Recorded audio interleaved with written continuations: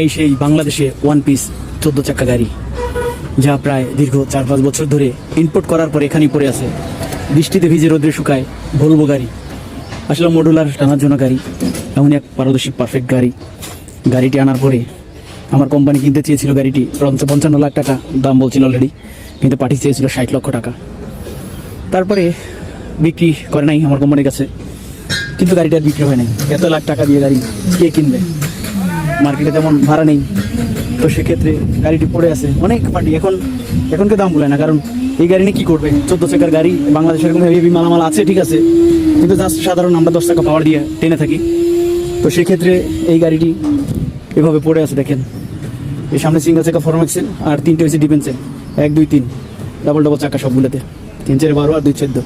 এক গাড়ি তো গাড়ি, মানে এই সমস্ত গাড়ি বিদেশে দেখা যায়, কিন্তু বাংলাদেশে এনে আসলে ট্রান্সপোর্টের সম্পূর্ণ লস।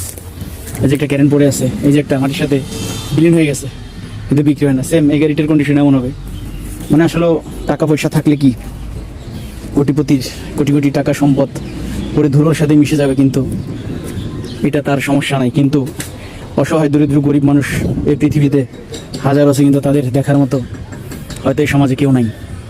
এই টাকাগুলি যদি কাটাপাটি গেছে অন্তত বিক্রি করে যদি অসহায়দের মাঝে বিলিয়ে দিত। কিন্তু গাড়িটি এখনও কন্ডিশন খারাপ না, ইঞ্জিনের কেমন ভিতরে কেমন যারা বলতে উপর দিয়া পানি উঠে গেছিলো, এখানে বৃষ্টির পানি জমে গেছিলো। এখন কী কন্ডিশন কী পরিস্থিতি একমাত্র উঠেলে বোঝা যাবে। কিন্তু আসলে মানে খুবই আফসোস আর খুবই কষ্ট লাগে যে সারা এত সুন্দর গাড়ি মানে কী বলবো, মানে খুব কষ্ট লাগে নিজের কাছে, নিজের কষ্ট লাগে খুব, এত সুন্দর গাড়ি।